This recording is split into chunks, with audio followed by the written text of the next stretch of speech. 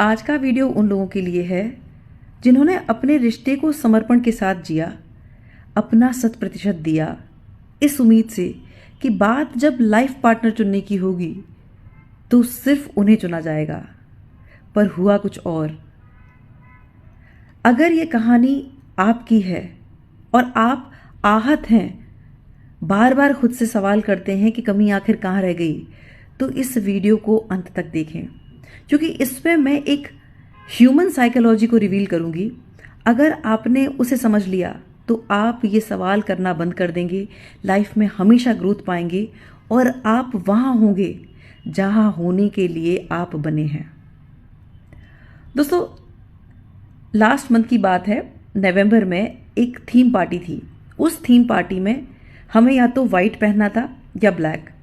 तो मैं जहाँ से शॉपिंग करती हूँ मैं वहाँ गई उस स्टोर में, और जो भैया हमेशा मुझे सर्व करते हैं, मैंने उनको बताया कि इस तरह से थीम पार्टी है, वाइट और ब्लैक 2 कलर्स में से कोई एक लेना है।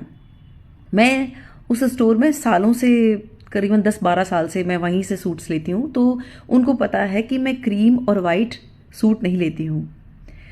तो मैंने उनको कहा कि आप ब्लैक दिखाना। उन्होंने मुझसे कहा कि मैम, मुझे पता है कि आप वाइट नहीं पहनती हैं, पर एक बहुत प्यारा एक सूट आया है वाइट कलर का, मैं चाहता हूँ आप बेशक ना लें, लेकिन एक बार उसको देखें ज़रूर। मुझे लगा कि ठीक है, लेना तो मुझे वैसे भी नहीं है, मैं एक बार देख लेती हूँ। जब मैंने वो सूट देखा तो वो बहुत खूबसूरत था और मैं खुद को रोक नहीं पाई ट्रायल लेने के लिए। मैं मेंटली प्रिपेयर थी कि ये सूट मुझे चाहिए नहीं, लेना तो मुझे ब्लैक ही है, लेकिन मैंने कहा ट्राई करने में क्या जाता है।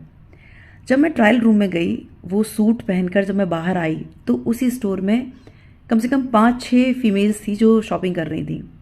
जैसे ही मैं स्टोर रूम से बाहर आई, ट्रायल रूम से बाहर आई, तो सबकी आंखें मेरी तरफ थी और सूट इतना खूबसूरत लग रहा था कि सबने ये कहा कि वाओ, कितने प्यारे लग रहे हो आप।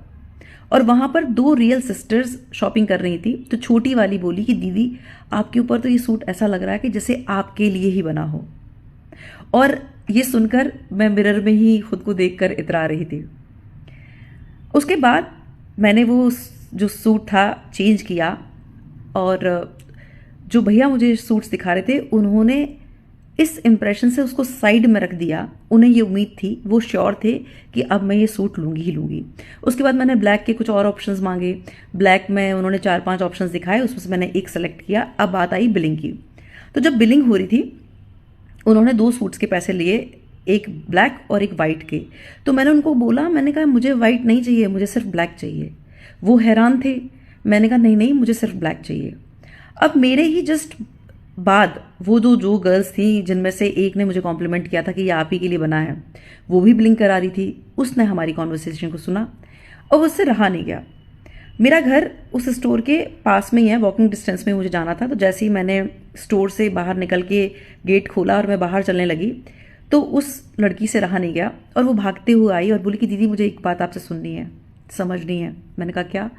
बोले कि आपके ऊपर वो वाइट सूट इतना सुंदर लग रहा था, फिर भी आपने वो क्यों नहीं लिया, आपने ब्लैक क्यों लिया? तो मैंने उसको जवाब दिया, मैंने कहा भाई ऐसा है, वाइट को कैरी करना मेरे बस का नहीं है। और ये कह के मैं चली गई।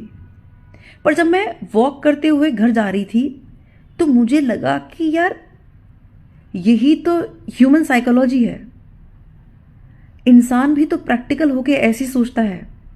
आप इस बात को समझिए, वो सूट मेरी पर्सनालिटी में 4 चांद लगा रहा था, वैल्यू ऐड कर रहा था, पर उसके बाद भी मैंने वाइट सूट ना लेके ब्लैक लिया, क्योंकि मुझे ये पता है कि वाइट कैरी करना मेरे बस का नहीं है। जो लोग मेरे इनर सर्कल में, वो जानते हैं कि मैं कितनी लापरवाह हूँ। जैसे अगर एक बड़ी डाइनिंग टेबल पे 6 लोग खाना खा रहे हैं, तो जो एरिया सबसे गंदा है उसमें समझ लीजिए कि वहाँ दीप्ति ने डिनर किया है।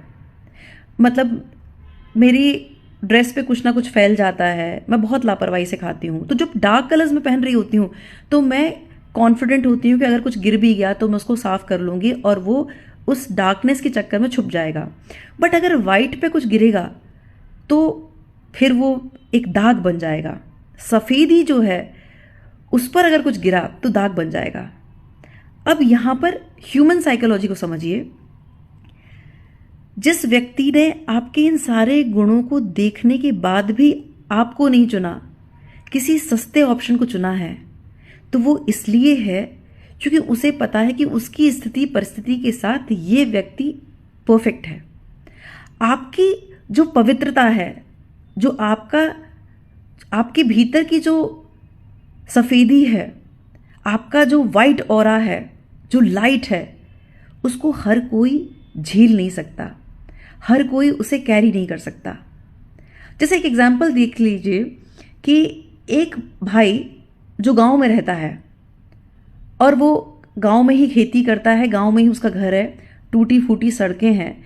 अब अगर वो कोई एक इनाम जीतता है जिसमें एक इनाम में फरारी है और दूसरे इनाम में ट्रैक्टर है, तो समझदारी उसमें है कि वो ट्रैक्टर को चुने, फरारी को नहीं, क्योंकि वो उसकी स्थिति परिस्थिति के हिसाब से ट्रैक्टर उसके लिए बेस्ट है।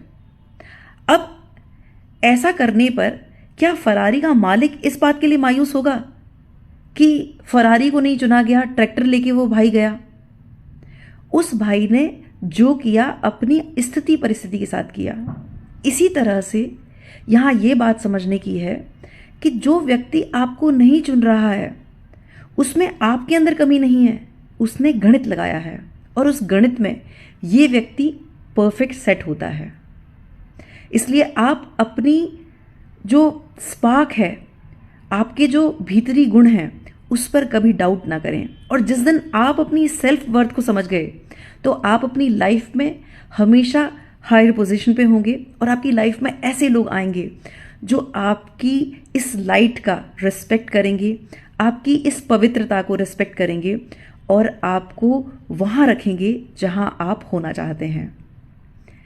यहां पर मुझे बशीर बद्र साहब का एक बड़ा सुंदर शेर याद आता है कि क्या दर्द है सीने में दिखा भी नहीं सकता, आंसू की तरह आंख में आ भी नहीं सकता, तू छोड़ रहा है इसमें खता नहीं तेरी, हर शख्स मेरा साथ निभा भी नहीं सकता। और वैसे तो एक आंसू भी बहा के ले जाए मुझको, वैसे तो एक आंसू भी बहा के ले जाए मुझको, और ऐसे तो कोई तूफान भी हिला नहीं सकता। अपनी इसी वैल्यू को, अपनी इसी ऑथेंटिसिटी को रिस्पेक्ट करें और राइट पर्सन आपकी ज़िंदगी में आएंगे जो आपको वैल्यू करेंगे, आपको रेस्पेक्ट करेंगे और आप हमेशा अपनी लाइफ में ग्रोथ पाएंगे। बहुत बहुत आभार। नमस्कार।